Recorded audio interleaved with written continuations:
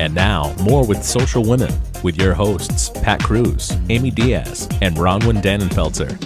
All right, so we are here with book writing coach Lisa Tanner. Welcome, welcome, welcome to Social Women. Thank you. It's so great to be here. Yeah, it's awesome to have you. Now, we've had on actually, a lot of authors and a lot of blog writers that have been on the show. So seems to be a popular topic. Yeah, very much so. It is. Everybody wants to write a book. Well, the beauty of it is that they're all in different fields. They're expert in their own fields, but that's the way that they communicate with a lot of their followers. So. Yeah, so we're really interested to kind of just jump into this and have you, well, can you give us a little bit of background? I mean, because we know that you help people publish their books, right? But yeah, I help people in really any stage, from just starting to think about a book and what should that book be, to I've got a book, but I think it's not quite the right book, help me fix it, to I've got something and I want to get a publisher versus traditional publisher, even figuring out, should I traditionally publish, get a publisher. And then there's this piece called platform. You may hear it bandied about a lot, which is your reach. How are you reaching people? And if you want a traditional publisher, you're going to have a pretty significant platform for the most part. But even if you're self-publishing, you really want to start to create a platform. So how do you know if you've got an sounds idea? Like clout to me. I mean, how do you that whole beginning stage of how do you know when that idea is good enough to be a book or a blog, and what's the difference between those two mediums actually? Yeah. So it's a great question. You know, a blog really is a great place to get started, to see what your audience is most interested in, because as you start blogging and see what gets the most comments, what gets the most questions, you start to get a feel for what your audience really wants. So they can really help you with figuring out what the book is. And it can also help you start to reach an audience so that by the time the book comes out, you have all these people who want to buy your book. So they can really go hand in hand very, very nicely. And is there a time though when it's something's better just left as a blog and it won't survive as a book? Is there almost like a test there, a litmus test of? You know, there are a few. I mean, I think one is it fresh enough to be a book, right? And also sometimes people have a lot of different interests. You don't want to get too diverse with your blog, but sometimes you can get away with a few different interests on a blog, and you'll get an audience that's really attracted to your writing and likes each one. Versus a book, you really got to be focused. So it's almost on one specific topic. Yeah, and on something people really want or need. Unless it's a memoir, right? Then it's it's all about the story you're telling. But when you're writing a book that's a self-help or how-to book, a book that's going to grow your business or maybe help you start a new career, then you really want to focus on something people really need and want. And even, try to think of it from their standpoint. What are they looking for? What are they desperate about? What gets them up in the morning or keeps them up at night? And really focus on that so that, people really think, oh, this is the book I've been looking for. They really get excited about it. So how do you start to monetize that? So let's say that's interesting, actually, because that what you just explained is basically what we do with the show. Yeah. Yeah. Pretty much. What we are listening to, we're writing our blog on the radio, on Social Women Radio Show, and we're finding out from our listeners what topics or what pieces they like to hear about, and we bring those segments back in. So it's kind of like the same thing you have of to writing test the it. book. When you're testing out the blog, you can test out different pieces of what may be a popular topic. Yeah. And what may not. Yeah, and really see, what are their questions about? So what are the pieces that they really want to know more about? Or, it may be also their ideas and even their stories. Somebody might put a comment in your blog and you say, wow, that'd be a great story for the book. And contact them, see if you can share that anecdote in the book.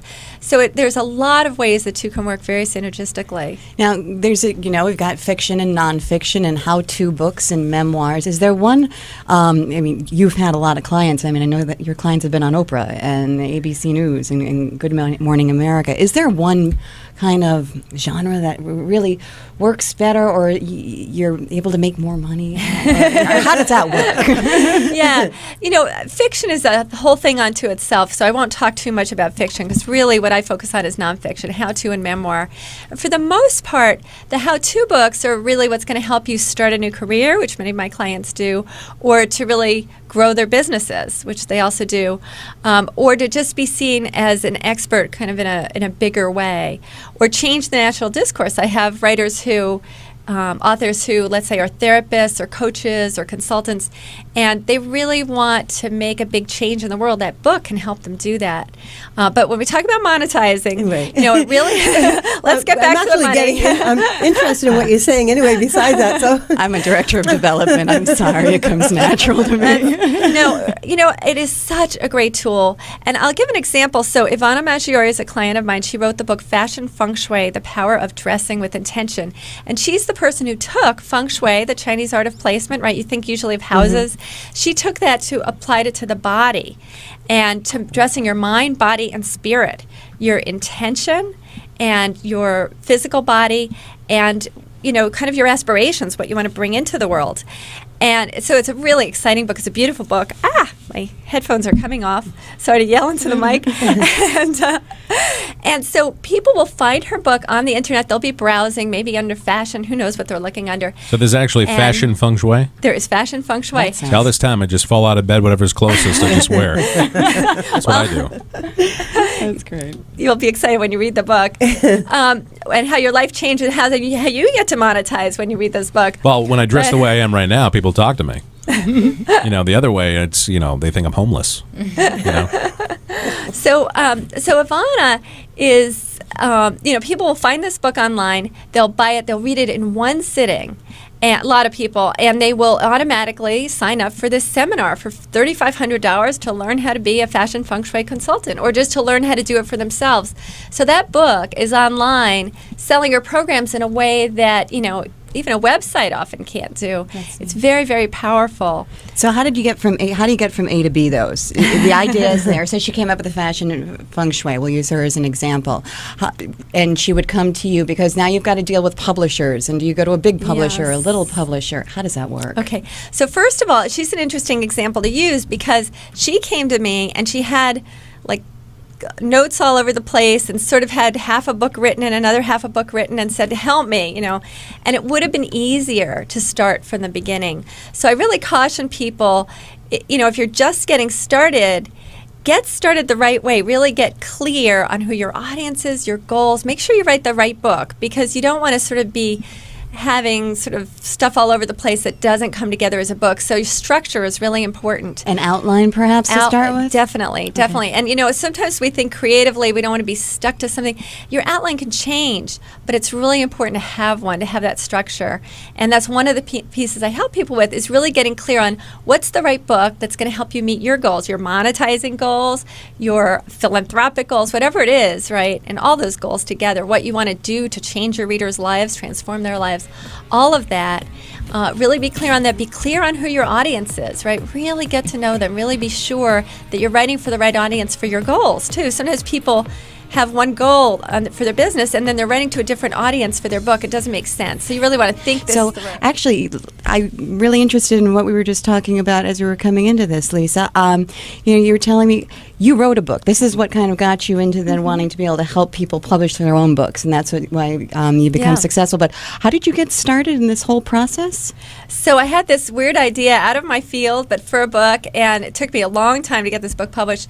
But, I was a mom when my book came out, and this was a way to both promoting a book and also supporting sort of a homegrown business is a great thing for a mom. So your book can really help you do that. And my book opened all kinds of doors so that I could, I can do radio interviews from home. I can do a lot of the book writing things from home. So it's a great avenue for moms. And we were talking with Amy, and Amy, you were saying that you're awesome at getting these quotes out from other people, but it can be intimidating, wondering Do you have the skills to write Exactly. Well, for me, the way that I communicate my thoughts and feelings via Facebook and social media networks is I love quotes and I love images that have a message, because in a way I am a little intimidated to just put my own words down. So most of my posts are just that, and a lot of people relate to them, but I wish that I felt a little more comfortable just being like, okay, without putting any of anyone else's quotes in my posts, because I find a lot of people do that. I kind of just want it to be all of my own original material. So I feel more comfortable just going straight to something that's already been done and kind of throwing it out there for two reasons: because it's already been done, and because I feel like someone else has gone through the experience that I'm going through. So sharing it reminds me that I'm not the only one. And when people like that or respond to it or comment on it, I'm like, you know what? I'm also not the only one going through it right now, even though someone went through it before. So one thing you could do, Amy, is you could start to collect stories, even, what happened today in the studio. And you could start to write about that. And the things that are going to make that really appealing to your readers is as you start to share very specific details, quirky details, or details using different senses, right? Not just visual. So just you start to find the things that are going to be interesting in the story and tell a short story and kind of what was the lesson out of that. So that might be a way to start to transition that as a blog post and really connect with your readers a little more intimately or deeply, right? A lot of people come to me, they've gotten C's in English, they really don't see themselves as a writer, and I just teach them a few tricks or tools, I should say, but that really make a huge difference because it's all in the editing. We all have these stories to tell. We all have our unique voice, and it's about helping that to come out so that the reader connects and it's compelling. So now we've got our idea, we've got it written down, we've taken your tools to edit them. Where can we find those on your website? Yeah, lisatenner.com. There's a free author toolkit that people can get, and then there's different self-study courses and things, as you want to get more involved. And then we want to publish. So okay, so then you want to publish, and you've got to figure out self-publish, traditionally publish, e-publish. So you've got a lot of options, and it really depends on your goals. If you want that book quick, you might want to e-publish. And depends on your finances as well. It does. They're all, e-publishing is probably going to be the cheapest, but if you're going to have a book, you don't want to skimp completely either.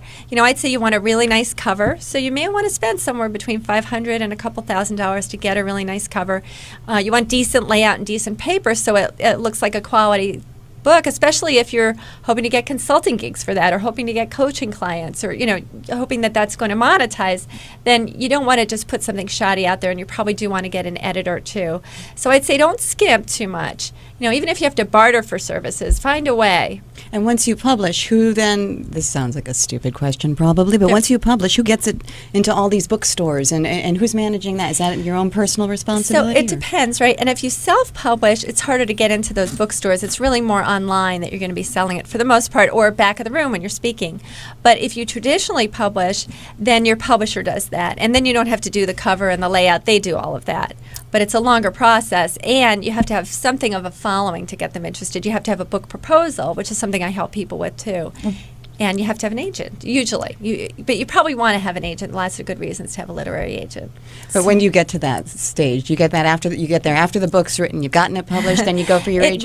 It really varies. Actually, a lot of times you go for the agent when you've got a book proposal, which is the marketing document with some chapter outlines of all the chapters and then a couple sample chapters. And obviously not every publisher is going to want to take that book on to begin with, because they must get approached by however many over the course of a week or a month. But if you don't, I'm guessing, because I get quite a few sent to me, that if they write a book on their own, they can probably just go out and get their own publicist to get that done. Actually, whether you publish traditionally or self-publish, you generally still have to have your own publicist because publishers don't do that much. They get the books into the bookstores, right? They do distribution. They sometimes do some publicity, but you really have to. In our book, we hired our own publicist. We got national publicity, great publicity. We never would have gotten that publicity through the publisher. Well, Lisa, we are just about out of time. We've really enjoyed having you on, and I definitely learned a lot. So I want to get a tool, though. Give us free author tool. Oh, you want to get a tool? Yes, give me like 3 top tips. Okay. So number one is really be clear who your reader is, right? So I want you to picture that reader before they read your book, after they read your book. Like write a paragraph or write a page about that reader before and after. And then write to that person with them in mind. And if you do that, you'll write a much, much better book. Second, we talked about it before, have an outline. You've got to have the structure. If you don't know how to do that, I do have some tools on my website that'll help you do that. And really, really important to have that structure. And the third tip is enjoy the process. Love what you're doing, because if you have fun, your readers will have fun, right? How can our listeners get in touch with you? It's www.lisatenner.com. It's LISATENER.com. Great. Thank you. Thanks. We love